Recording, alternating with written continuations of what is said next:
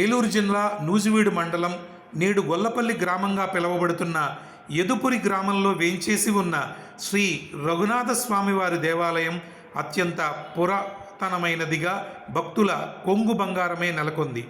ఈ దేవాలయంలో ప్రతి సంవత్సరం చైత్రమాసంలో వచ్చే నవమి రోజున కాకుండా ద్వాదశి రోజున శ్రీరామ కళ్యాణం రాత్రిపూట నిర్వహించటం సాంప్రదాయంగా వస్తోందని అర్చక స్వాములు తట్ట సంతోష్ రోహిణి కుమార్, చక్రవర్తుల కృష్ణమాచార్యులు, కార్యనిర్వహణ అధికారి సతీష్ కుమార్, స్థానాచార్యులు తెలియజేశారు. ఈ నెల 9వ తేదీన అంగరంగ వైభోగంగా శ్రీవారి కళ్యాణ ఎదుర్కోలు మహోత్సవంతో కార్యక్రమం ప్రారంభమవుతుందని తెలిపారు. ఈ కార్యక్రమానికి సుమారుగా 20,000 మంది భక్తులు వచ్చే అవకాశం ఉందని, అందరికీ తగిన సౌకర్యాలతో పాటు రాత్రి అన్న సమారాధన కార్యక్రమాన్ని కూడా ఏర్పాటు చేస్తున్నట్టు ఈవో తెలియజేశారు. కళ్యాణోత్సవానికి అంకురార్పణగా 4వ తేదీ ఉదయం పసుపు కొట్టే కార్యక్రమాన్ని వైభవోపేతంగా నిర్వహించారు.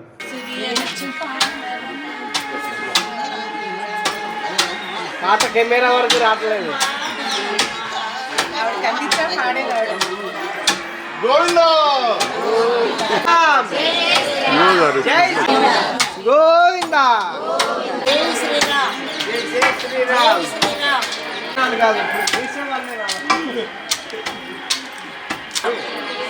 జై శ్రీరామ్. జై శ్రీరామ్. జై శ్రీరామ్. జై శ్రీమన్నారాయణ. ఇది ప్రియా సంక్షేత్రం నాస్తి బ్రహ్మాండ మండలే రాఘవేణ శివస్వామి నకుత్రాపి చ విద్యతే. ఇదుపురి క్షేత్ర నివాసాయ రాఘవాయ భారాత్మని జానకీ ప్రాణనాథాయ శ్రీరఘునాథాయ మంగళం.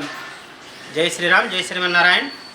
గొల్లపల్లి గ్రామంలో వేంచేసి ఉన్నటువంటి శ్రీరామచంద్రుడిని ఇక్కడ రఘునాథ స్వామిగా పిలవటం జరుగుతుందండి. స్వామి వనవాసం సమయంలో ఈ ప్రాంతం అంతా కూడా తిరగటం జరిగింది. ఇక్కడికి వచ్చేసరికి అమ్మవారికి దాహం వేస్తుంది అంటే స్వామి ఒక బాణాన్ని భూమిలోకి వేయటం, ఆ పాతాళగంగ పైకి వచ్చి అమ్మవారి యొక్క దాహార్తిని తీర్చటం జరిగింది. అలా కొంతకాలం ఇక్కడ శ్రీరామచంద్రుడు, సీతాదేవి, లక్ష్మణస్వామితో కలిసి ఇక్కడ కొంతకాలం ఉండటం జరిగింది. అగస్త్య మహాముని కోరిక మేరకు ఇక్కడ స్వామి శిలారూపాల్లో వెలిశారు. ఆ తర్వాత అగస్త్య మహాముని కొన్ని వేల సంవత్సరాల పాటు స్వామికి అర్చనాది క్రియలు చేయటం జరిగింది. ఆ తర్వాత వైద్యుడున్నటువంటి ఒక రాజు ఈ దేవాలయాన్ని పునర్నిర్మాణం చేయటం జరిగింది, పునరుద్ధరణ చేయడం జరిగింది. అలా ఈ దేవాలయం కొన్ని యుగాల నుంచి ఇక్కడే ఉండటం జరుగుతోంది. అయిన తర్వాత ఇక్కడ స్వామికి నవమి రోజున పెళ్ళికొడుకుని చేస్తాం, దశమి సాయంత్రం అంకురారోపణ, ఏకాదశి ధ్వజారోహణ, ద్వాదశి రాత్రికి కళ్యాణం ఉంటుంది ఇక్కడ. దానికి కారణం ఏంటంటే పూర్వం భద్రాచలంలో కళ్యాణం అయిన తర్వాత అక్కడి నుంచి ఏనుగుల మీద ఇక్కడికి ఆ తలంబరాల్ని పట్టుకువచ్చి అక్కడ ఉన్నటువంటి తలంబరాలతో ఇక్కడ తలంబరాలని కలిపి ఇక్కడ ద్వాదశి రాత్రికి కళ్యాణం చేయడం విశేషం. రాత్రికి ఇక్కడ కళ్యాణం జరుగుతుంది. ముందుగా ఎదుర్కోల మహోత్సవం, ఆ తర్వాత అంగరంగ వైభవంగా ఈ స్వామివారి యొక్క కళ్యాణం చేయడం జరుగుతుంది. ఇక్కడ అమ్మవారు అయ్యవారికి మధ్య కోదండపాణి సవిత్ర కులవరో రాఘవో వామభాగే సౌమిత్రీశ్చాపధారి ధనజహితరతో దక్షిణే జానకీచ రామం స్మేరాననం ఇదుపురి నిలయం సంభయేహం నితాంతం.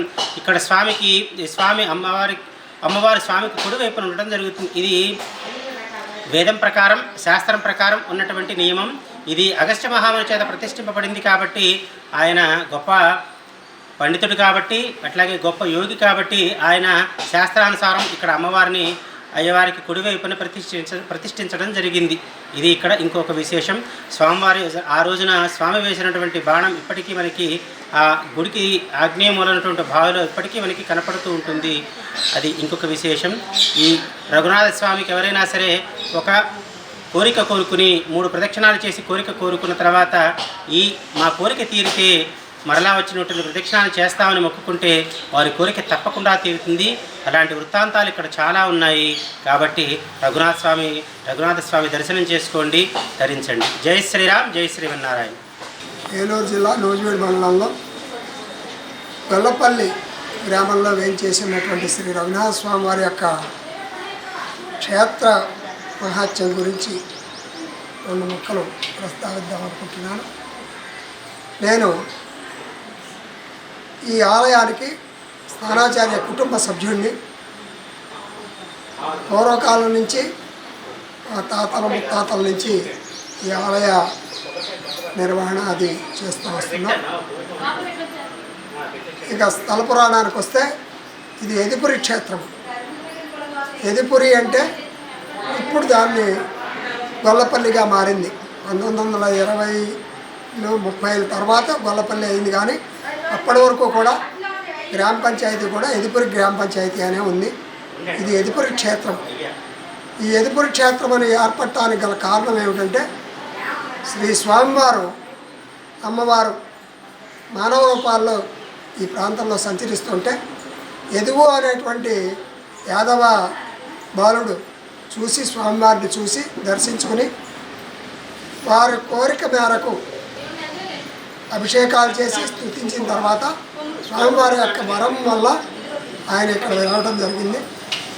అది కారణం ఏమిటంటే మీరు మొట్టమొదటిగా నన్ను అర్చించావు కాబట్టి మీకు ఏదైనా వరం ఇస్తానంటే ఆ వర ప్రభావం వల్ల అతడు ఎదుగు అనేటువంటి అతడు కోరాడు, ఇక్కడ మమ్మల్ని నిత్యం దర్శనం చేసేట్టుగా భక్తులకు నిత్యం దర్శనం ఇచ్చేట్టుగా నువ్వు కొలువు తీరి ఉండు, నువ్వు మాకు అభయుడిగా ఉండు అని అంటే ఆ కోరిక మేరకు ఎదుగు అనే అతని కోరిక మేరకు ఇక్కడ స్వామివారు పిలిచారు.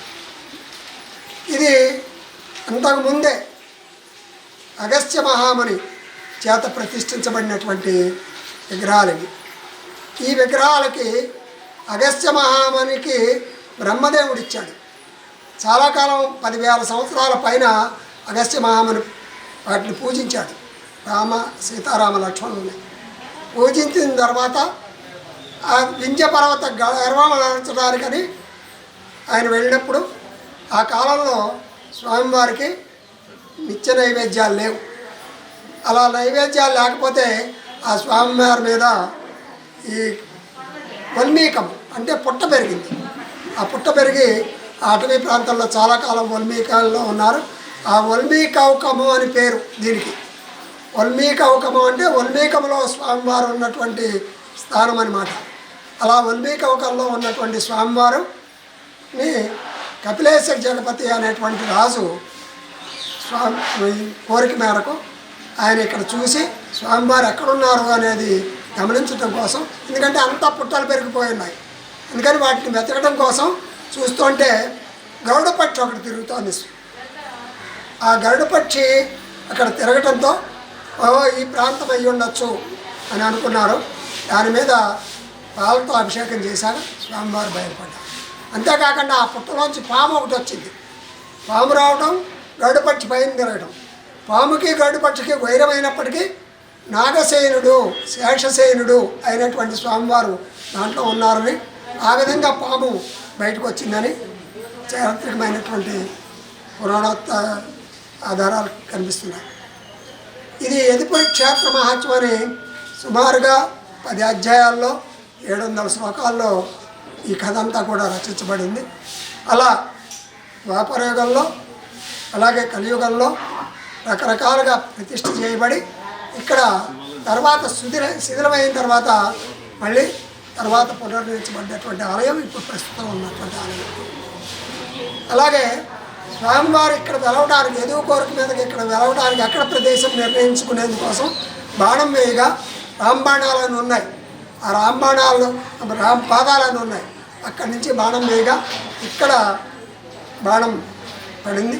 ఈ ప్రాంతం అయితే చక్కగా ఉంటుందనేటువంటి దృష్టితో స్వామివారు ఎంపిక చేసుకున్నటువంటి స్థలం అన్నమాట.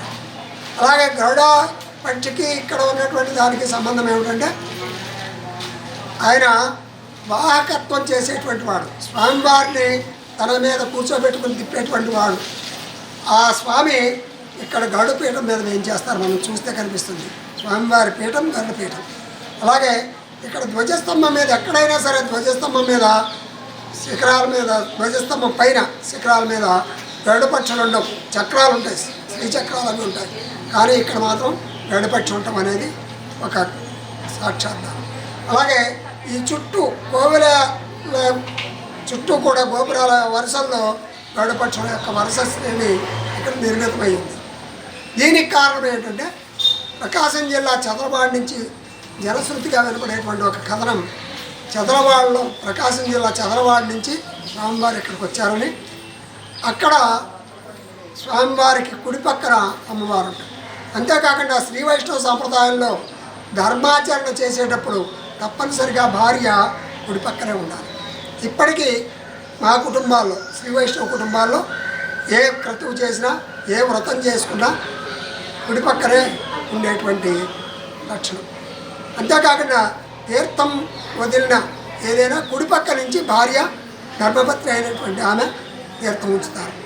అందుకని ఈ సంప్రదాయం ఇక్కడ కొనసాగుతోంది. ఇక్కడ మిగతా వాటికి ఇక్కడికి ఇంకో ప్రత్యేకత ఏమిటంటే, విశిష్టత కూడా ఏమిటంటే, ప్రతి చోట ప్రపంచం మొత్తం మీద రామాలయాల్లో శ్రీరామనవమి రోజున కళ్యాణోత్సవం జరుగుతుంది. ఇక్కడ 3 రోజుల తర్వాత అంటే ద్వాదశి నాడు జరుగుతుంది. దానికి కారణం ఏమిటంటే, ఇక్కడ నుంచి ఉన్నటువంటి ఇక్కడ ఆనాడు పరిపాలన చేస్తున్నటువంటి జమీందారు వంశీయులు వాళ్ళు భద్రాచలం వెళ్ళి అక్కడ సీతారామచంద్ర స్వామి వారి యొక్క కళ్యాణాన్ని సేవించుకొని అక్కడి నుంచి పురోహితుల ద్వారా అక్షతలు తీసుకుని వచ్చి ఆ అక్షతలను ఇక్కడ కలిపి ఇక్కడ అక్షతలతో తలంబరాలుగా పోయడం అనేది, అక్షతారోపణం చేయడం అనేది ఇక్కడ అనూచానంగా వస్తున్నటువంటి ఒక పద్ధతి. ఆ పద్ధతిని అనుసరిస్తూ ఇక్కడ చేయటం జరుగుతుంది. అలాగే రాత్రిపూట జరుగుతుంది. సర్వసాధారణంగా పగటిపూట జరగటం అనేది చాలా చోట్ల జరుగుతుంది, కానీ ఇక్కడ మాత్రం రాత్రిపూట జరుగుతుంది. ఈ రాత్రిపూట జరిగేటువంటి కార్యక్రమం చాలా వైభవపేతంగా జరుగుతుంది. సీతారాముల యొక్క కళ్యాణం ఈ విధంగా నిర్వహించచ్చా అని మిగతా చోట్ల కూడా తెలుసుకునేంత పద్ధతిగా, సాంప్రదాయబద్ధంగా పాంచరాత్రాగమ విధి విధానాలతో ఇక్కడ ఋత్విక్కులు, అర్చక స్వాములు వీరందరూ కూడా నిర్వహిస్తారు. అంతేకాకుండా ఇక్కడ సాప్తాహికము అంటే 7 రోజుల పాటు కార్యక్రమాలు జరుగుతాయి. ఆ కార్యక్రమాల్లో భాగంగా యాగశాలలో 7వ అంటే ముందు రోజు నుంచి, శ్రీరామనవమి అయిన మరో రోజు నుంచి, దశమి రోజు నుంచి ఇక్కడ ధ్వజారోహణం చేసి ఇక్కడ హోమాలు చేసుకుంటూ, నిత్య హోమాలు చేస్తూ, ఇక్కడ రకరకాల శ్రీరామ మూలమంత్ర హోమాలు, లక్ష్మీనారాయణ హోమాలు, లక్ష్మీ నరసింహ హోమాలు ఇవన్నీ కూడా చేసుకుంటూ శుభ్రంగా నిర్వహించడం జరుగుతుంది. చాలా అంగరంగ వైభవంగా జరిగేటువంటి ఈ కార్యక్రమం దేవాదాయ శాఖ వారి యొక్క అధికారుల యొక్క సహాయ సహకారంతో, అర్చక స్వాములు, తల్లి స్వామి యొక్క కైంకర్యాలతో ఇక్కడ చాలా చక్కగా జరుగుతుంది. విశేషమైనటువంటి ఈ క్షేత్రం యదుపురి క్షేత్రం. ఈ యదుపురి క్షేత్ర మహాత్మ్యం విన్నా చదివినా ఎవరికైనా కూడా స్వర్గలోక ప్రాప్తి కలుగుతుందని చెప్తారు. ఈ దేవస్థానంలో ఈ సంవత్సరం శ్రీ స్వామివారి కళ్యాణ వేడుకలు ఏప్రిల్ 6 నుంచి 14 వరకు నిర్వహించడం జరుగుతుంది. దీనిలో భాగంగా స్వామివారికి కళ్యాణం రోజునే సుమారు అన్నదానం కూడా సుమారు 20,000 మంది భక్తులు పాల్గొంటారు. అదేవిధంగా స్వామివారి ఈ కళ్యాణోత్సవంలో పాల్గొనడానికి వచ్చిన ప్రతి భక్తుడికి కూడా దర్శనం జరిగే విధంగా సకల సదుపాయాలు ఏర్పాటు చేయడం జరిగింది డిపార్ట్మెంట్ వారి పక్షంగా. అదేవిధంగా గ్రామ పెద్దలు మరియు మా అర్చక స్వాములు మరియు నియోజకవర్గ పరిధిలో శ్రీ పార్థసారథి గారు, మినిస్టర్ గారు వీళ్ళందరూ సహాయ సహకారాలు, అదేవిధంగా గ్రామంలో ఉన్నటువంటి అనేక మంది పెద్దలు, ప్రజలు, భక్తులు పెద్ద ఎత్తున ఈ కార్యక్రమంలో పాల్గొని విజయవంతం చేయాలని కోరుకుంటున్నాను.